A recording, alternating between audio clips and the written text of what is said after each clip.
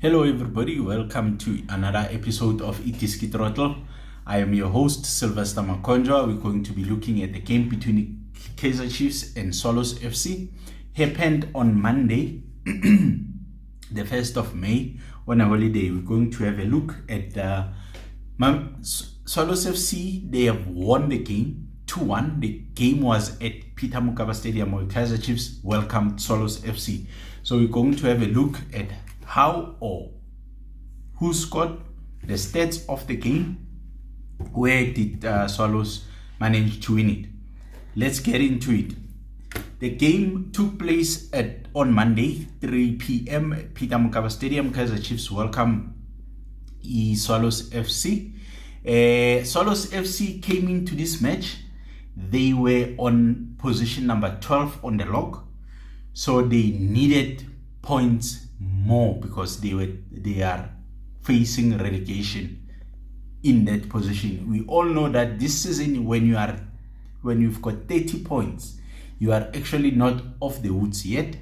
So Swallows, they have done themselves a huge favor by winning the game against Kaizer Chiefs, because that pushes them on number 8 spot with 34 points. Now, Swallows came into this game. They employed a 4-5-1 formation with Akpay on the sticks, very key for them. Alan was playing alongside Ngonyama. They had a fantastic game.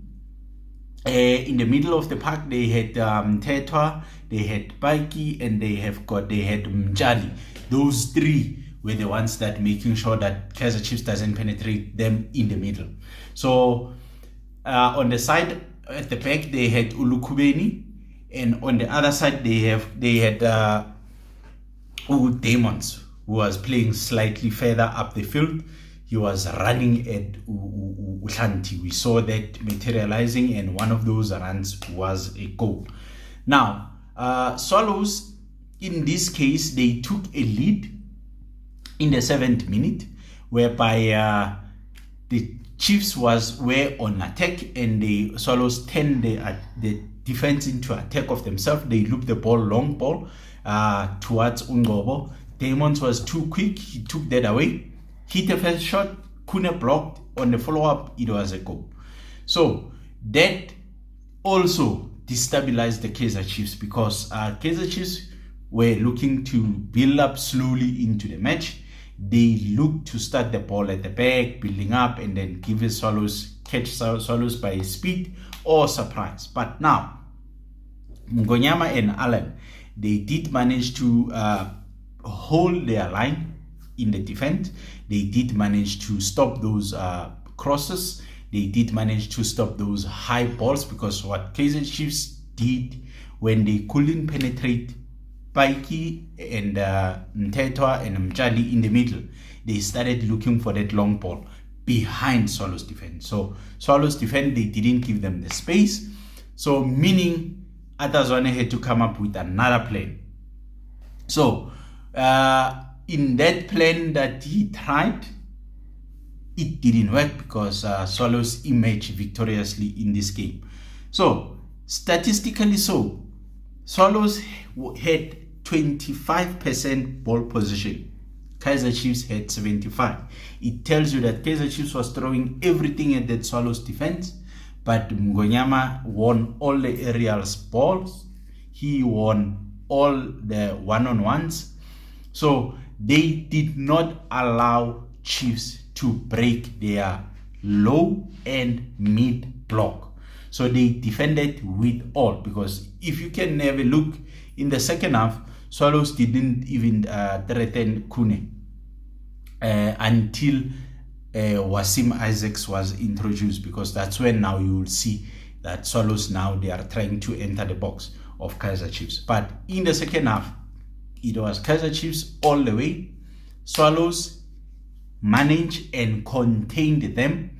I would say Atazwane needed a creativity in that middle of the park, because every time Kaizer Chiefs looked to be dangerous, they were playing to Swallows' advantage, because they would either put a ball inside the box in a form of a cross, where they don't have a tall man.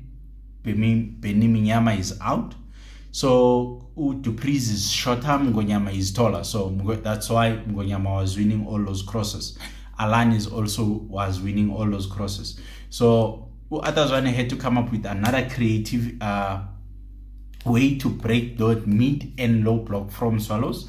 So he did not. He needed somebody that will occupy zone number 14.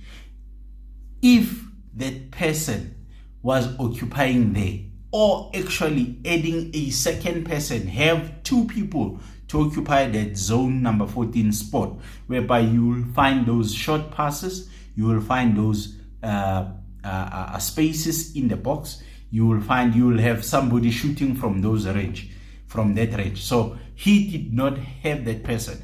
The energetic Mdu Shabalala had to work his socks off. I think in the Kaizer Chiefs side, him and Ungezana were best players on the day from the Kaizer Chiefs side. On the Swallows side, they had quite a few. They had Ulukubeni, who was best in the day. They had Alan, who was best in the day. They had Mngonyama, who was best in the day. They had the Damon, who was best in the day. So Swallows players, they have applied themselves. They have stuck to the game plan. They have executed the game plan. That worked well for them. So that win pushes them to number 8 spot. Kaizer Chiefs, unfortunately, chances for them to go to play in the CAF Champions League, they have faded away because they still remain on that number 4 spot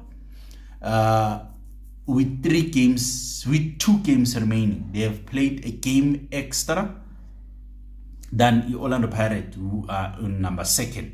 So chances for them to go in that CAF Champions League, they are faded.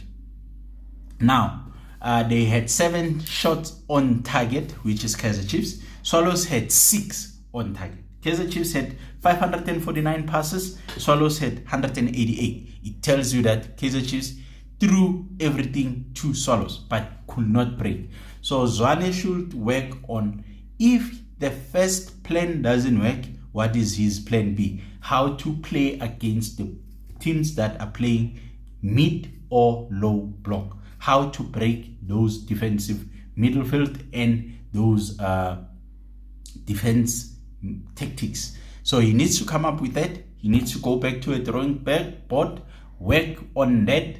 So congratulations to Swallows FC for winning. They've done themselves a huge favor. The